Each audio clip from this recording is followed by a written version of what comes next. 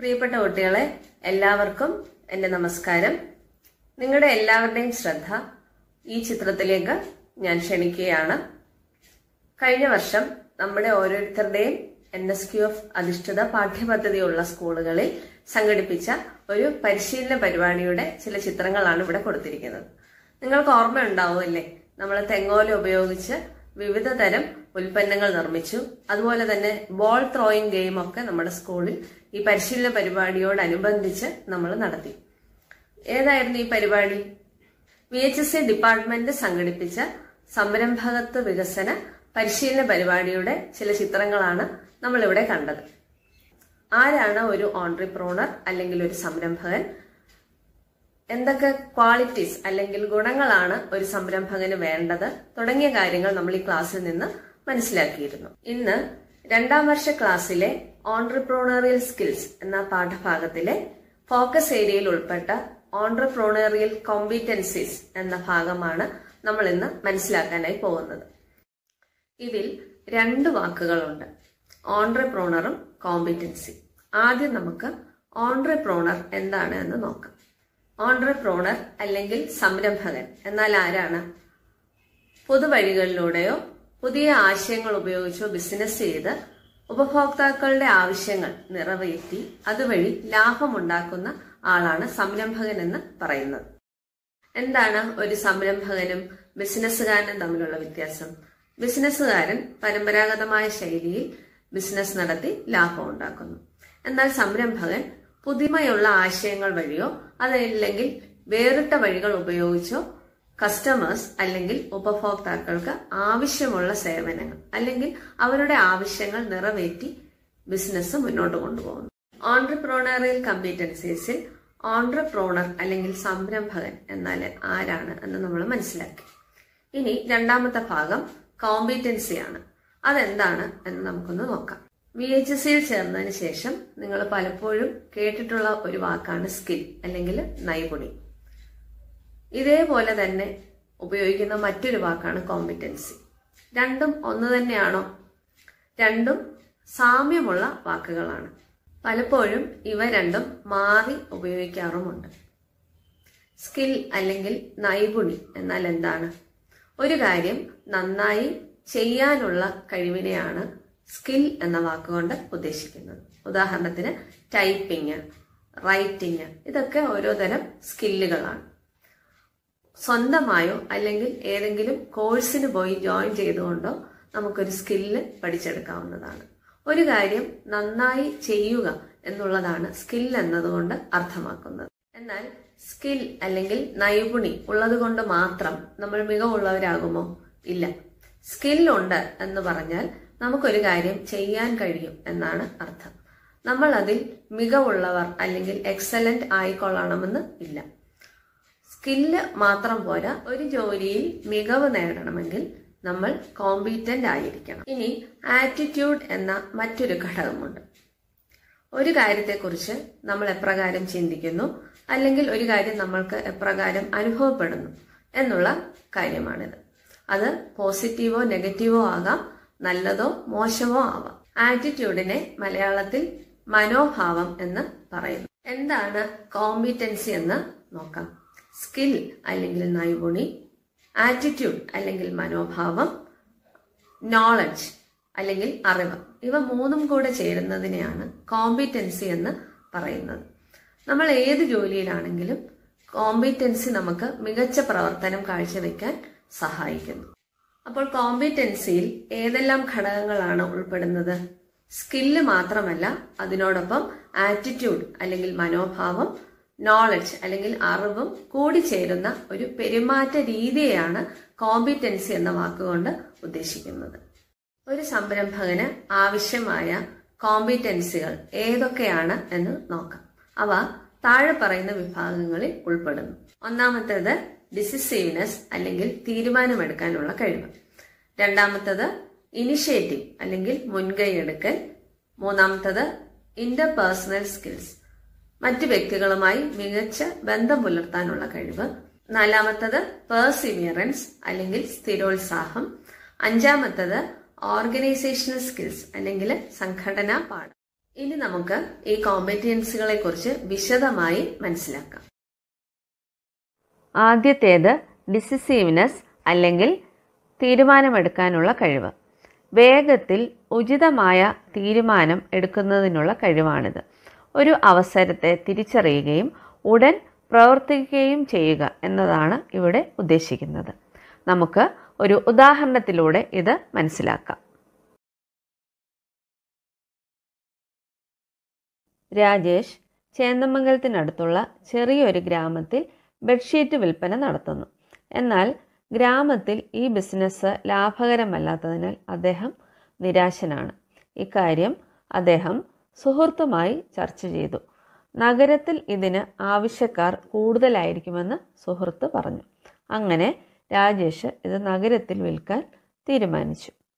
നല്ല വില കൊടുത്ത് ഈ ബെഡ്ഷീറ്റ് വാങ്ങാൻ കസ്റ്റമേഴ്സ് ഉണ്ടായിരുന്നതിനാൽ രാജേഷിൻ്റെ സംരംഭം വിജയിച്ചു. ഈ ഉദാഹരണത്തിൽ രാജേഷ് എങ്ങനെയാണ് തീരുമാനത്തിലെത്തിച്ചേർന്നത്? ആദ്യം നോയിങ് വൺസെൽഫ്, അവനവനെ തിരിച്ചറിയുക, അവനവൻ്റെ പ്രശ്നങ്ങൾ മനസ്സിലാക്കുക. ഐഡൻറ്റിഫൈ ഓപ്പർച്യൂണിറ്റീസ്, അതായത് അവസരങ്ങൾ തിരിച്ചറിയുക. അതിനുശേഷം അനലൈസ് ഓപ്പർച്യൂണിറ്റീസ്, പലവിധ അവസരങ്ങളെ അവലോകനം ചെയ്യുക.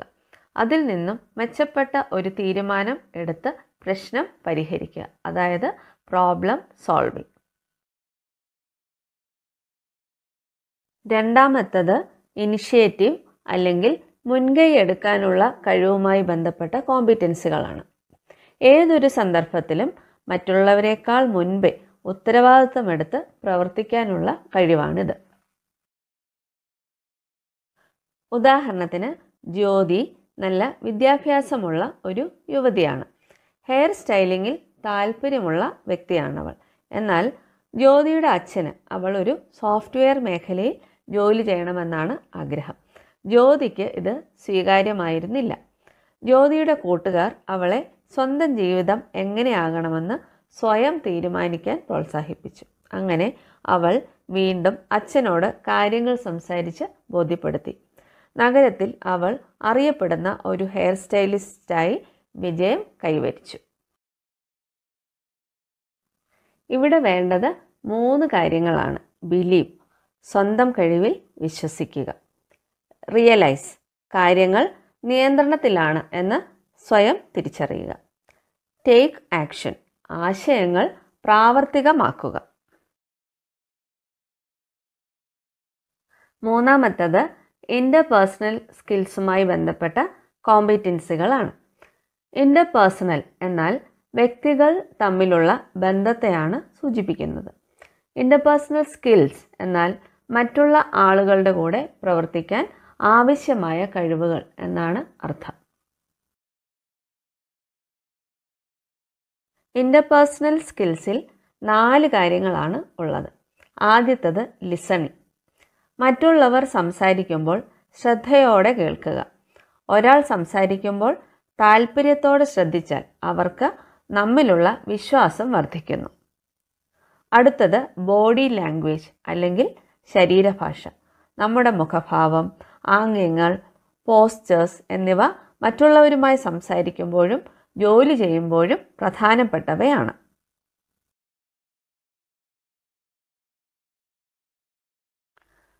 അടുത്തത് പോസിറ്റീവ് ആറ്റിറ്റ്യൂഡ്, അതായത് പോസിറ്റീവ് മനോഭാവം. ക്രിയാത്മക മനോഭാവമുള്ള ആളുകൾ പ്രതീക്ഷയുള്ളവരാണ്.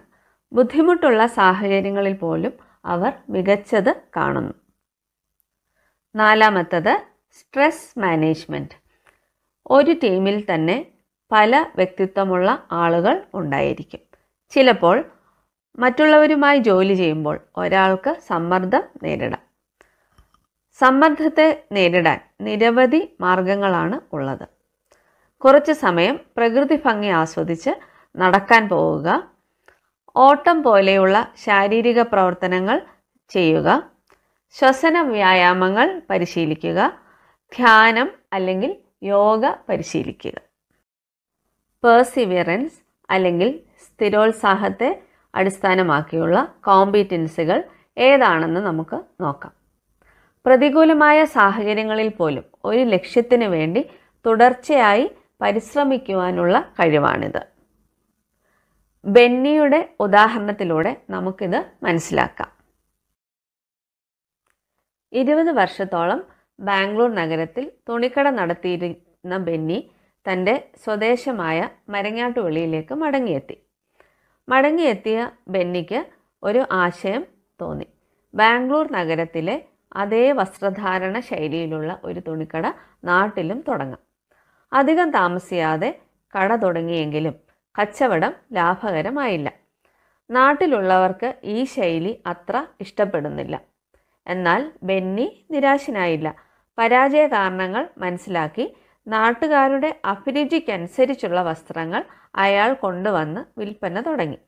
കസ്റ്റമേഴ്സിനെ ആകർഷിക്കാൻ പോസ്റ്ററുകളും വിലക്കിഴിവും നൽകി. അങ്ങനെ ബെന്നിയുടെ പരിശ്രമം ലക്ഷ്യം കണ്ടു. ഇവിടെ 3 കാര്യങ്ങളാണ് പ്രധാനമായും ഉള്ളത്. ബുദ്ധിമുട്ടുള്ള ഒരു സാഹചര്യം വരുമ്പോൾ നമ്മൾ ചെയ്യുന്ന കാര്യങ്ങൾ ഉപേക്ഷിക്കരുത്. ലക്ഷ്യം നേടാൻ വേണ്ടി കഠിനമായി പരിശ്രമിക്കണം. പരാജയങ്ങൾ വിശകലനം ചെയ്ത് അവയിൽ നിന്നും പാഠങ്ങൾ ഉൾക്കൊള്ളുക. 5-ാമത്തേത് ഓർഗനൈസേഷണൽ സ്കിൽസ് അല്ലെങ്കിൽ സംഘടനാ പാടവത്തെ അടിസ്ഥാനമാക്കിയുള്ള കോമ്പിറ്റൻസികളാണ്. ലക്ഷ്യങ്ങൾ നേടുന്നതിന് ഒരാളുടെ സമയം, ഊർജം, വിഭവങ്ങൾ എന്നിവ പരമാവധി ഉപയോഗപ്പെടുത്താനുള്ള കഴിവാണിത്. ഇതിൽ 4 കാര്യങ്ങളാണ് ഉൾപ്പെടുന്നത്: time management, goal setting, efficiency, managing quality. Time management ഒരാളുടെ സമയം നന്നായി ഉപയോഗിക്കാനുള്ള കഴിവാണിത്. ഇതിൽ താഴെ പറയുന്ന കാര്യങ്ങൾ ഉൾപ്പെടുന്നു: നന്നായി ആസൂത്രണം ചെയ്യുക, ലക്ഷ്യങ്ങൾ തീരുമാനിക്കുക, സമയപരിധി അല്ലെങ്കിൽ ഡെഡ് ലൈൻ ക്രമീകരിക്കുക, ഒരു ടീമിലെ മറ്റ് ആളുകൾക്ക് ഉത്തരവാദിത്തങ്ങൾ നൽകുക, ഏറ്റവും പ്രധാനപ്പെട്ട ജോലികൾ ആദ്യം നടത്തുക. അടുത്തത് ഗോൾ സെറ്റിംഗ്. നമ്മൾ എത്തിച്ചേരേണ്ട ലക്ഷ്യത്തിനെയാണ് ഗോൾ എന്ന് പറയുന്നത്. ലക്ഷ്യം നമ്മളെ കൂടുതൽ കഠിനാധ്വാനം ചെയ്യാനും പ്രചോദിപ്പിക്കാനും സഹായിക്കുന്നു. അടുത്തത് എഫിഷ്യൻസി അല്ലെങ്കിൽ കാര്യക്ഷമത. സമയം പാഴാക്കാതെ കാര്യങ്ങൾ നന്നായി ചെയ്യാനുള്ള കഴിവാണിത്. 4-ാമത്തേത് ഗുണനിലവാരം. സംരംഭം വളർന്നു തുടങ്ങുമ്പോൾ ഗുണനിലവാരം നിലനിർത്തുന്നത് ഏറ്റവും പ്രധാനപ്പെട്ട കാര്യമാണ്. സ്വയം തൊഴിൽ സംരംഭങ്ങൾ നമ്മൾ തുടങ്ങുകയാണെങ്കിൽ നമ്മൾ ഇന്ന് പഠിച്ച കോമ്പിറ്റൻസികളെല്ലാം വളരെ പ്രധാനപ്പെട്ടവയാണ്. ഭാവിയിൽ ഒരു യുവ സംരംഭകനായി മാറാൻ ആഗ്രഹിക്കുന്ന ഓരോ കുട്ടിക്കും ഈ കോമ്പിറ്റൻസികൾ അല്ലെങ്കിൽ ഇതിനെക്കുറിച്ചുള്ള അറിവ് ഒരു പ്രധാനപ്പെട്ട മുതൽക്കൂട്ടായിരിക്കും. ഈ ക്ലാസ് ശ്രദ്ധിച്ച എല്ലാവർക്കും എൻ്റെ നന്ദി, നമസ്കാരം.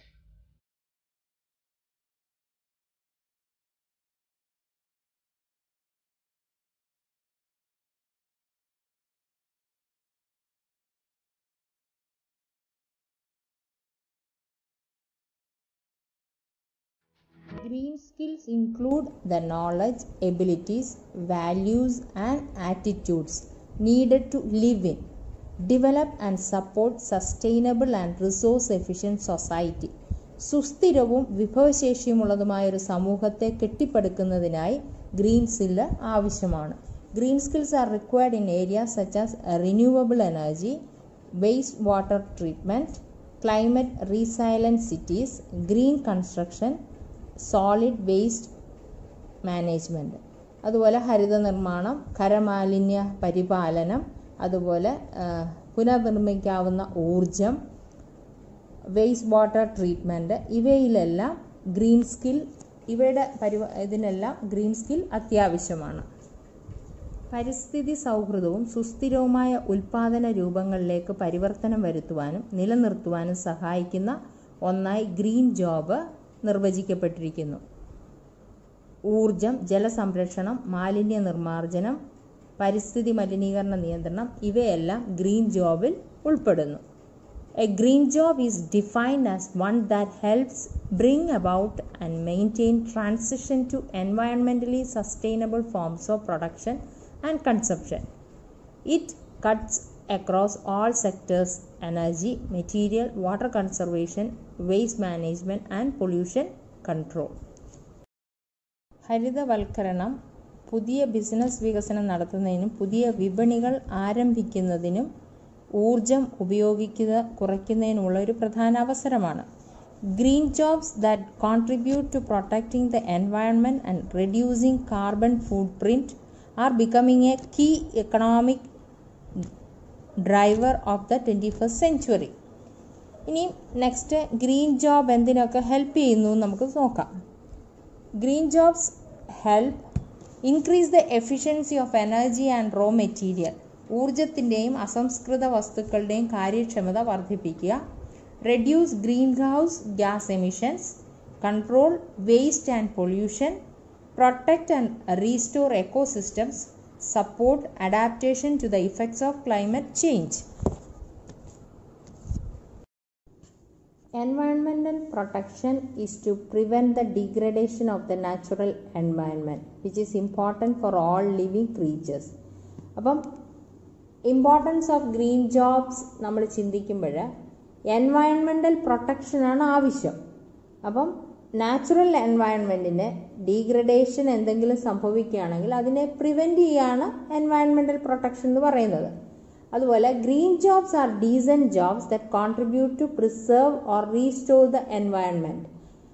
പരിസ്ഥിതിയെ അതിൻ്റെ പൂർവ്വസ്ഥിതിയിലേക്ക് കൊണ്ടുവരാൻ ഉപകാരപ്പെടുന്നതാണ് ഗ്രീൻ ജോബ്സ്. ഇനി ഗ്രീൻ ജോബ്സിൻ്റെ ഇമ്പോർട്ടൻസ് എന്തൊക്കെയാണെന്ന് ചിന്തിക്കാം. Greenhouse gas emissions limit ചെയ്യുന്നു. വേസ്റ്റ് ആൻഡ് പൊല്യൂഷൻ മിനിമൈസ് ചെയ്യുന്നു.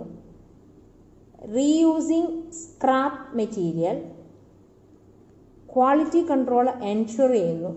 അതുപോലെ വേസ്റ്റിനെ വേറൊരു രൂപത്തിലേക്കാകുന്നു, waste exchange. Managing e waste. Eco friendly മെറ്റീരിയലിൻ്റെ യൂസേജാണ് ഇവിടെ ഉപയോഗിക്കുന്നത്. Protecting and restoring ecosystems. And last one, adapting to the effects of climate change. കാലാവസ്ഥാ വ്യതിയാനങ്ങളിലേക്ക് കുറച്ചൊക്കെ അഡാപ്റ്റ് ചെയ്യാനും സാധിക്കുന്നു. ഇത്രയും കാര്യങ്ങളാണ് ഗ്രീൻ ജോബ്സിൻ്റെ ഇമ്പോർട്ടൻസ് എന്ന് പറയുന്നത്. Next topic is minimising waste and pollution. മലിനീകരണം കുറയ്ക്കുക, അതുപോലെ വേസ്റ്റ് കുറയ്ക്കുക. എപ്പോഴും നമ്മൾ പരിസ്ഥിതി മലിനീകരണത്തിനെ കുറിച്ചൊക്കെ ചിന്തിക്കുമ്പോൾ റീസൈക്കിൾ ആൻഡ് റീയൂസിനെ കുറിച്ചാണ് ചിന്തിക്കുന്നത്. പക്ഷെ ഇവിടേക്ക് വരുമ്പോൾ we have to think about the way to reduce waste, അല്ലെങ്കിൽ അതിനെ വേറെ അർത്ഥത്തിൽ പറഞ്ഞാൽ വേസ്റ്റ് മാനേജ്മെൻറ്റ്. ഒരു ഫാക്ടറിയിലാണെങ്കിലോ ഒരു പേപ്പർ മില്ലിലാണെങ്കിലോ അവിടുത്തെ അധികാരികൾ ആലോചിക്കുന്നതും ഉത്തരം കണ്ടുപിടിക്കേണ്ടതുമായ വലിയ കാര്യമെന്ന് പറയുന്നത് അതിനകത്ത് പ്രൊഡ്യൂസ് ചെയ്യുന്ന വേസ്റ്റ് എങ്ങനെ റെഡ്യൂസ് ചെയ്യാം, ഓരോ ഘട്ടത്തിലും പ്രൊഡക്ഷനിൽ വരുന്ന വേസ്റ്റിനെ എങ്ങനെ മാനേജ് ചെയ്യാം, അല്ലെങ്കിൽ അതിനെ എങ്ങനെ റെഡ്യൂസ് ചെയ്യാം. അപ്പം അതിൻ്റെ ഫസ്റ്റ് സ്റ്റെപ്പ് എന്ന് പറയുന്നത് റീയൂസിങ് സ്ക്രാപ്പ് മെറ്റീരിയൽ. ഇനി പേപ്പർ മില്ലിൽ എടുക്കുകയാണെങ്കിൽ എന്താണ്, ഈ പേപ്പർ റോൾസ് അത് ഡാമേജ്ഡ് ആകാം. അത് വേസ്റ്റിലേക്ക് കളയാതെ പ്രൊഡക്ഷൻ യൂണിറ്റിൻ്റെ ബിഗിനിങ് സ്റ്റേജിലേക്ക് അല്ലെങ്കിൽ ഒരു റോ മെറ്റീരിയലായിട്ട് അതിനെ സെൻഡ് ബാക്ക് ചെയ്യാം. അപ്പോൾ എന്നിട്ടത് റോ മെറ്റീരിയലായിട്ട് അല്ലെങ്കിൽ അസംസ്കൃത വസ്തുവായിട്ട് നമുക്കതിനെ ഉപയോഗിക്കാം. അടുത്തത് എൻഷുറിങ് ക്വാളിറ്റി കൺട്രോൾ. അതുപോലെ നമ്മൾ ഒരു പ്രൊഡക്ഷൻ യൂണിറ്റിൽ പ്രോഡക്ട്സിൻ്റെ ക്വാളിറ്റി മെയിൻറ്റെയിൻ ചെയ്താൽ അവിടുന്ന് വരുന്ന റിജക്ഷൻ കുറവായിരിക്കും, അല്ലെങ്കിൽ വേസ്റ്റ് കുറവായിരിക്കും. അതുപോലെ ഈ കാലഘട്ടത്തിലൊക്കെ ഓട്ടോമേറ്റഡ് മോണിറ്ററിംഗ് ഉപകരണങ്ങൾ ഉപയോഗിക്കുന്നുണ്ട്.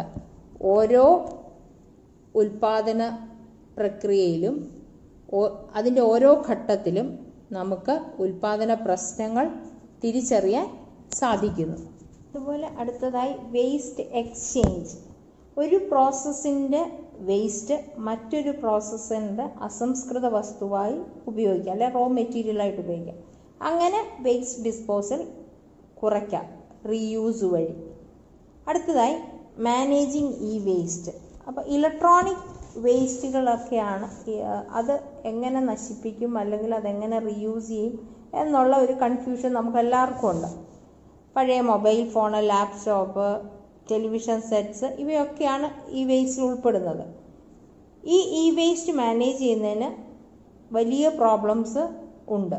ഈ വേസ്റ്റ് പുനരുപയോഗം ചെയ്യുന്നതിന് സുസ്ഥിരമായ ഒരു ആസൂത്രണം നടത്തേണ്ട അത് അത്യാവശ്യവുമാണ്. അടുത്തത് use of eco friendly material, പരിസ്ഥിതി സൗഹൃദ വസ്തുക്കളുടെ ഉപയോഗം. പരിസ്ഥിതി സൗഹൃദ വസ്തുക്കൾ എന്ന് പറയുമ്പോൾ നമുക്ക് എക്സാമ്പിളായിട്ട് വാഴയില, പേപ്പർ പ്ലേറ്റ് ഇവയൊക്കെ നമുക്ക് വളരെ എളുപ്പത്തിൽ നശിപ്പിച്ച് കളയാൻ സാധിക്കുന്നതാണ്, അല്ലെങ്കിൽ അത് നശിച്ചു പോകുന്നതാണ്. അങ്ങനെയുള്ളവയെ ഇത് കൂടുതൽ എളുപ്പത്തിൽ ലഭ്യമാകുകയും ചെയ്യും. അങ്ങനെയുള്ളവയുടെ ലഭ്യത കൂട്ടുകയും ഇവയുടെ ഉപയോഗം പ്രോത്സാഹിപ്പിക്കുകയും വേണം. അങ്ങനെ നമുക്ക് വേസ്റ്റ് ഡിസ്പോസൽ ഈസി ആയിട്ട് സാധിക്കും.